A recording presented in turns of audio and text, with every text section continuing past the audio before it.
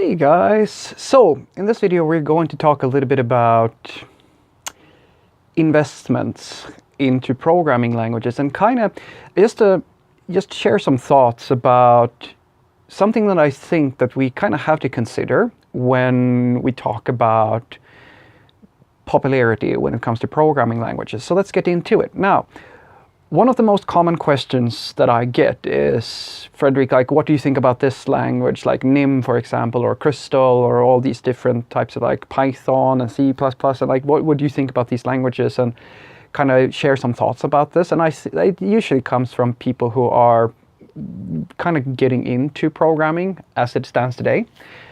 And the thing is that there's something I feel that I need to kind of share with you. I just want you to, so that you can kind of understand my perspective when I answer these questions.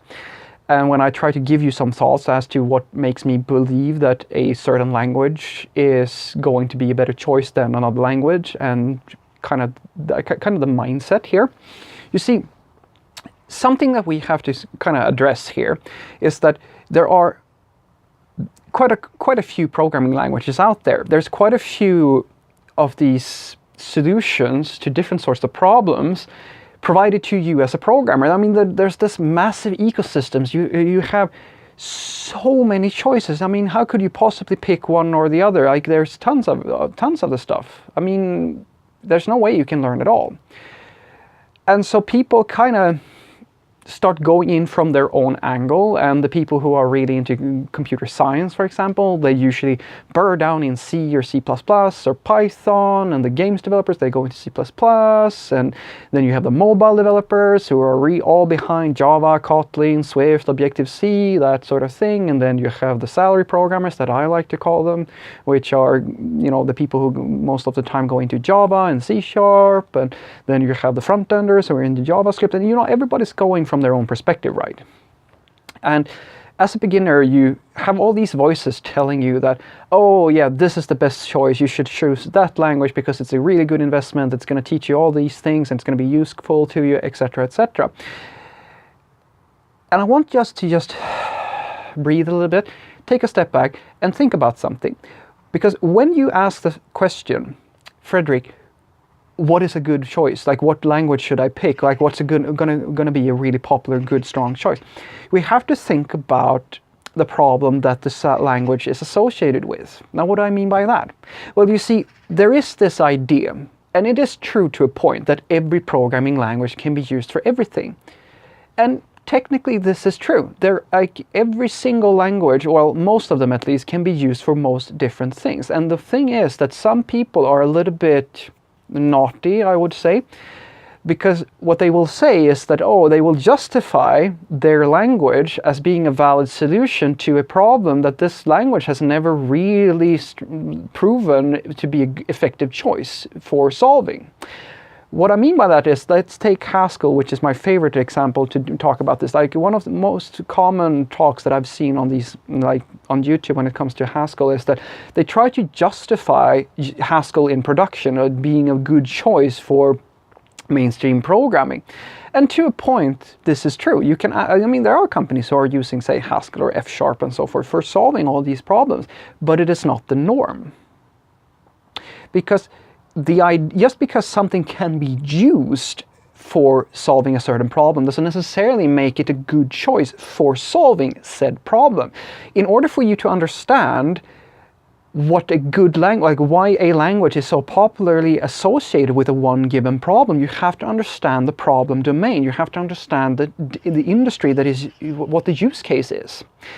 An example is, take games development. Why is C++ such a popular choice for games development? I mean, C++ isn't, if you, like, for the C++ seniors out there, I mean, I hope we can agree that there's a lot of things that C++ does well, but there's also a lot of stuff that requires a lot of skill and talent to actually do. I mean, it would be really nice if we could improve that language to a point where it was more accessible and less error prone.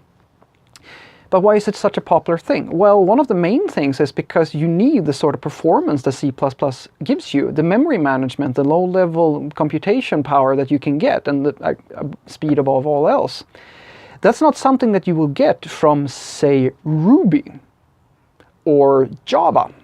you can absolutely get it, but there is a whole heap of other problems that comes with having these languages on top, because they were designed to solve a different sort of problem, and they are better at solving another set of problems. I mean, nobody in their right mind would write a standard web server in C++. You can. It's not that you can't, it's just that it doesn't really make sense. There's so many better options out there. And that's the sort of mindset you have to have with you when you think about, all right, what's a good investment for a programming language? What is going to be a stable choice? Now, my two favorite choices, as I've said in many videos before, is JavaScript and Java. Now, these are popular languages for the same sort of reasons that I claim here. Because if you really think about the problems that these languages are solving, take JavaScript. It is the language of the browser. It has a monopoly on the browser. And the web is the world's biggest programming platform. Hands down, there's not even a competition here. The web represents damn near all of the market shares for mainstream programming. That makes JavaScript the world's most popular language just because it's associated with that problem. Because the problem it's solving is massive. It's really big. It's like, if you're selling cars, you're going to make more money than if you are selling, I don't know, antiques or paper clips. Well, not necessarily paper clips, because that's a pretty big market, but I hope I can kind of get you into the right mindset. The market dictates how popular something's going to be. Because if the use case for your language, if what your language is really good at, is solving a problem that most people don't really care about, or that there's a better option out for, then your language, it doesn't make it a bad language. It's just that it's never going to be as popular as something that is solving a very much a larger problem. Java, for example. Now, Java became popular because it was the first programming language that really took this idea of being able to run on any platform to heart, in a time where that actually mattered quite a lot, where you had all these inconsistencies and the standards weren't all that developed. And it's designed to be a generic solution for large corporations. Now, if you think about that, that makes it one of the best languages to bet on, because large corporations have a lot of money, and it's a really wide area of, the problem they're solving is geared towards the standard corporation enterprise development environment. That's not what C++ is about. Do you see what I'm saying? C++ solves a completely different set of problems. And the same thing goes for Ruby, Python. Name your favorite programming language, and that's the thing you kind of have to have with you. It's also, as I've been saying before, that doesn't mean that just because one language solves something better than, is very good at solving one specific problem and has kind of been standardized, that there can't be a challenger.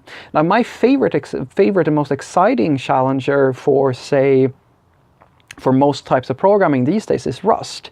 Now, the reason why I think that this is exciting, most people are excited about Rust because of WebAssembly, but I'm actually excited about Rust because it is a language that has the same sort of power and the benefits of what C++ has, like low-level memory management, high performance, high speed. You can write, it's a system-level language, but it has the same flexibility and the same potential and the same sort of very nice developer experience that you find in, say, JavaScript. It also has the same sort of potential when it comes to web-based programming as, say, Java has. It has all these different factors that is playing for it, and it is a language that could be, in my honestly, I believe that I think we're just scratching this. People are hyping Rust for the wrong reason. I think it has potential to be so much more than just a language that is used for, say, WebAssembly or exclusively system-level language.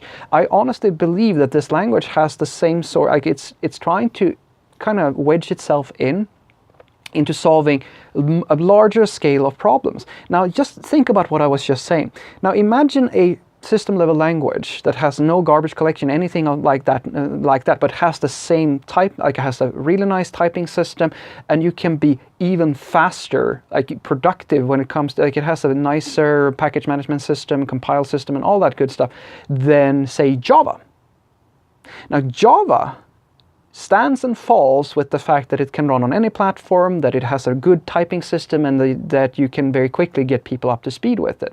Now, the simplicity of the language plays in here as well, but imagine that Rust could kind of challenge that. There's a great potential for such a language to go in and now be associated with the large-scale problems so that you find in enterprise-level development. That will never happen for Python or Ruby or any of these, like this, or PHP for that matter. They will never get to be the sort of challenger that to Java, that like, it doesn't matter how much you love that language. Because they are not the sort of, they don't have the potential to challenge Java for the enterprise throne. That doesn't mean that they are after that. It's just that when you then start talking about, all right, is this a good choice? Like what's a popular language versus what's a not so popular language? You also remember what I was saying. You have to consider the problem domain that the language is solving. PHP is a great choice for standard web development. There's nothing wrong with that platform, but it's not going to be such a great solution. It's not such a great solution for the sort of problems that, say, the enterprise, as I said, the enterprise worlds are facing. Java is, you could argue that Java is less flexible, it's less accessible. I mean, if you're making a basic web application, maybe Java isn't the best choice for that. But if you're building a really big company, it's a really great choice. Cars versus paperclips. You're solving, like, they're very good at solving two different types of problem domains, and the size of the problem dictates how used the language is going to be. That's how I think about it, at least. So when you ask me, why don't you think that Python is going to be the next best thing or the biggest language?